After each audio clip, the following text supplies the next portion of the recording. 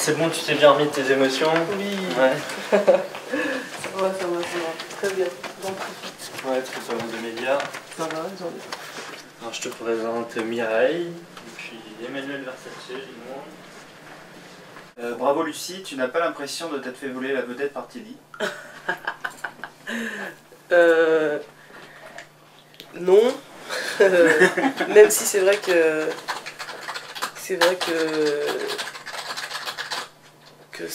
le sportif qui a le plus de notoriété aujourd'hui. Pas que dans le monde du judo, quoi.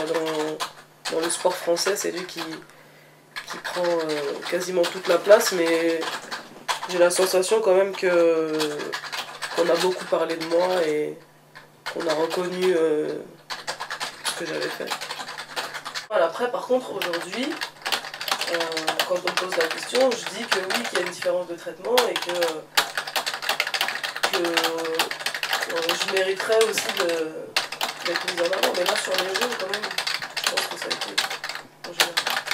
Ma motivation pour cette année, ce sera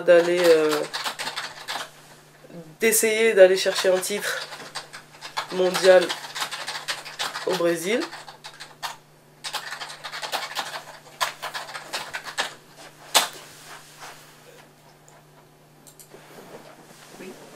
Et au niveau personnel, c'est sportif, est-ce que dans ta vie il y a quelque chose qui te pousse? Est-ce que t'as... Non, c'est plus la compétition qui me fait avancer. Maintenant, c'est vrai qu'aujourd'hui j'ai tout gagné. Comme je dis, maintenant j'aimerais bien une 8e victoire au tournoi de Paris pour remercier mon public de Bercy. Et puis après les mondes. Encore bravo pour toutes ces médailles, et pour être honnête, tu nous as fait vibrer tout autant que Teddy. Un petit retour en Guyane de prévu? Oui, retour en Guyane prévu aux vacances de la Toussaint pour fêter mon titre avec tous les Guyanais. Comment t'imagines la fête là-bas? On peut le noter. Hein. Ouais. Je sais plus ou moins à quoi m'attendre parce que ça fait on va dire 3 ans, 4 ans qu'à chaque fois que j'y retourne, c'est dès ma sortie d'avion qu'il y a vraiment grosse ambiance. Je suis escortée par les policiers, je fais les mairies. L'année dernière, on a même fait un carnaval dans la rue pour mon titre mondial. Donc là, je sais pas ce qu'ils vont faire, mais bon, il y a déjà eu beaucoup de choses. Tu sais si tes adversaires ont peur quand ils te rencontrent? Je me rendais pas compte de leur état psychologique, quoi. Alors que, en fait, c'est quand les journalistes ont commencé à me poser la question que j'ai compris que s'ils me posaient la question, c'est qu'ils avaient peur. Et donc là, sur les dernières compètes, j'en ai un petit peu joué. Ouais. C'est-à-dire, tu rentres beaucoup plus conquérante. C'est-à-dire que quand on est dans la chambre d'appel, ouais. Je fais encore plus la fille sereine. Fais-nous ta tête de... Ma tête de... Non, mais je fais la sereine, donc je regarde bien droit comme ça. Je fais mes petits trucs de cou. Je respire. Après, je fais ça, comme ça. Mais je fais la fille vraiment sereine parce que je sais que maintenant, ça leur met la pression. Avant, je m'en rendais pas compte, j'étais pas assez... Moi, j'étais déjà pas assez confiante. Donc, je pouvais pas me rendre compte de la fille d'à côté, savoir si elle était confiante ou pas. Mais maintenant, après, quand j'ai gagné en confiance, en sérénité, là, je me suis dit, bon, bah, je vais me permettre de... Mais c'est juste dans la chambre d'appel, hein, après. Clairement, ça s'est vu contre l'Allemande. Kirsten Thiele, là, c'est impressionnant. La nana, elle monte sur le tatami, elle sait déjà qu'elle a perdu. Non, mais elle, j'étais obligée de lui mettre la pression. L'Allemande en finale. Kerstin, K-E-R-S-T-I-N, Thiele, T-H-I-E-L. Contre l'Allemande, j'ai été obligée de lui mettre la pression psychologique et physique, d'autant qu'elle m'avait jamais battue. Donc, finale olympique, là, Là, il fallait jouer sur tous les... Sur tous les... Ouais, sur tous les... Les plans. Ouais, sur tous les plans. Et quand tu es arrivé en finale contre elle, tu savais dans un coin de ta tête que c'était gagné? Oui, clairement. Ouais. Quand j'ai vu que c'était elle en finale, je me suis contrôlée, mais je savais que c'était gagné. C'est vrai, c'est pas... Après, t'as toujours... il peut se passer n'importe quoi. Mais dans l'état où j'étais moi, dans la forme que j'avais et comment elle était elle venait de faire 3 golden scores. Elle était qualifiée en finale, elle était en pleurs, en larmes. Tout le clan allemand était content pour elle parce qu'elle était en finale, donc elle allait avoir une médaille, c'était un truc de fou. À côté de ça, moi, j'étais pas venue là pour... Ouais. Elle avait fait sa journée, toi tu commençais à peine. Elle avait fait sa journée et moi, j'étais concentrée sur gagner une finale olympique. Donc on n'était pas du tout dans le même truc. À quel moment il y a eu un tournant? C'est le Uchimata contre la Colombienne qui fait qu'il y a un tournant, il y a une prise de conscience de quelque chose qui se passe, quoi. Ouais. Clairement... Parce qu'en fait, ce qu'on peut...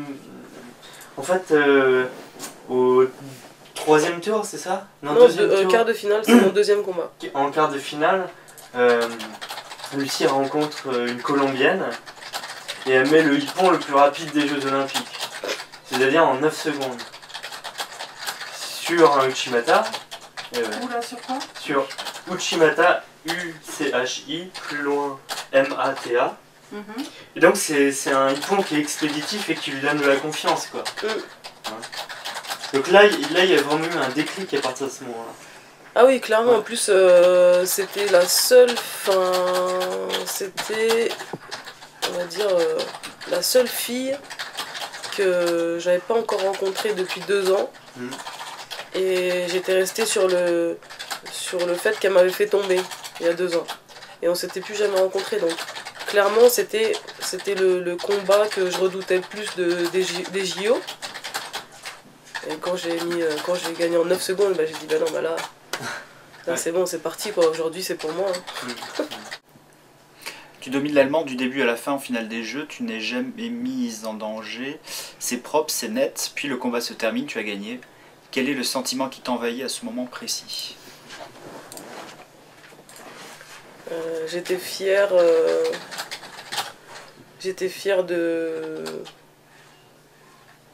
d'avoir réussi on va dire l'objectif et le pari le plus dur de ma carrière. Ouais, une fierté et une récompense pour tous les gens qui ont travaillé avec moi et toute ma famille en fait. C'est la première image qui te saute aux yeux, on donne vainqueur, t'exploses, t'as un blackout Non, pas du tout, j'étais contente, j'ai regardé ma famille et je me suis dit voilà, tu l'as fait. Tu l'as fait, je sais pas ce que je me suis dit, je me suis dit, tu l'as fait, ça y est, t'es championne olympique. Faut dire peut-être un mot sur la famille quand même, parce que c'est eux, ils sont soutenus. Ma famille me suivent depuis mes débuts. Ils étaient aux Jeux Olympiques à Athènes quand je fais 7e. Ils étaient aux Jeux Olympiques à Pékin quand je fais 2e. Et ça a été un moment très dur pour eux parce qu'en fait je leur ai retransmis la peine que j'avais. Donc finalement ça a été vraiment dur pour eux, ça a été un moment difficile à vivre et ensuite quand j'ai décidé de changer de catégorie, ils y ont cru avec moi et donc ils ont toujours été à fond derrière moi. Notamment ton père qui a été très affecté par la défaite à Pékin en 2008. Lui, pendant 4 ans, il a eu du mal à s'en remettre, vraiment. Ouais, parce que c'était... Ce que je disais, hein. Ouais, Mon père, en fait, l'histoire, c'est que mon père, il a été sportif quand il était jeune.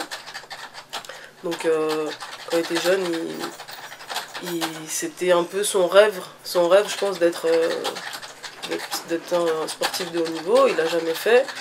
Donc, quand moi j'ai commencé à faire du haut niveau, il était super content en fait. Et à Pékin, pour lui, il a vraiment cru que voilà, qu'il allait avoir la satisfaction d'avoir une fille championne olympique. Et en fait, il s'était tellement préparé, il avait tellement, enfin, là, ça faisait depuis que j'étais petite que lui, ça y est, il y croyait. Donc, il est tellement préparé à ça que quand j'ai perdu, bah, je sais pas, ça lui a fait un choc, quoi. Et il s'est dit, ah bon, bah, je pense qu'il a dû se dire, ah non, mais ça n'arrivera jamais alors. Est-ce qu'on ressent un vide à la fin des Jeux et la médaille que vous attendiez depuis le début de votre carrière est gagnée? Now, so what?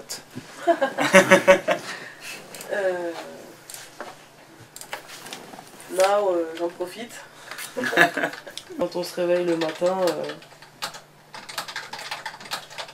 on a l'esprit tranquille.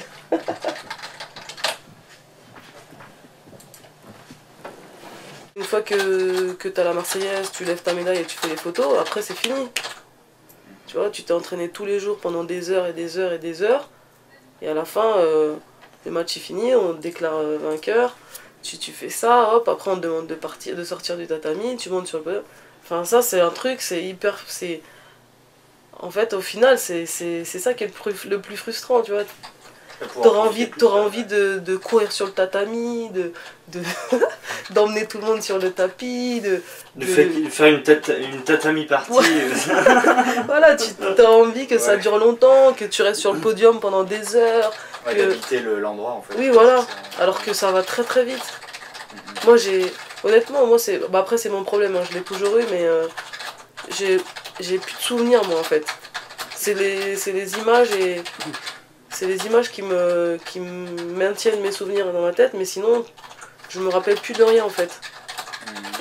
Ah, c'est l'adrénaline aussi. Ouais, je pense que c'est ça. Mais moi, je me souviens plus. C'est quand je vois les images, je dis ah j'ai fait ça. Je me souviens plus de ce que j'ai fait quand j'ai gagné le match. Je me souviens plus quand je suis arrivée sur le podium, de ce à quoi j'ai pensé. Je me souviens plus de rien. C'est vrai, hein. Ça passe tellement vite. Ouais. Comme ça, c'est autre chose. Il y avait une petite trace de sang là, je sais pas ce que c'était, mais. Non, je plaisante. C'est le rouge qui avait un peu d'éteint sur le. Non, c'était du sang. La pauvre, elle avait souffert. Elle était sympa cette photo. Là, vous comprenez que c'est joué là, non? Elle a compris avant même de rentrer sur le chat. Je savais déjà, mais. Bon, il y a un petit bonhomme en dessous, on est désolé, on n'a pas pu l'effacer. Hein. C'est Marc Roche, notre correspondant, qui faisait sa chronique tous les jours. Mais bon, on le voit presque pas, il est en noir et blanc. Donc... ça va. Et tu vois, c'est une page unique parce que il y a toutes les références là. Franchement. Tirage spécial pour toi. Ouais, franchement, merci. Je sais pas si je vais pas le faire un truc où je mettrai ma médaille comme ça. Ouais. Ils ont fait pareil à l'équipe? Ils te l'ont donné? Non. Non? Ça va venir. J'ai déjà eu ma photo sur le truc, c'est déjà pas mal. Non mais en tout cas merci, hein, merci beaucoup, franchement. Ça me fait quelque chose. Bah c'est chouette, c'est chouette. C'est la première fois. Donc voilà. C'est pas tous les jours qu'on est champion olympique quand même. C'est un événement. Ouais. Là, je m'en rends un peu plus compte, du coup. Ouais. Mais oui, c'est moi.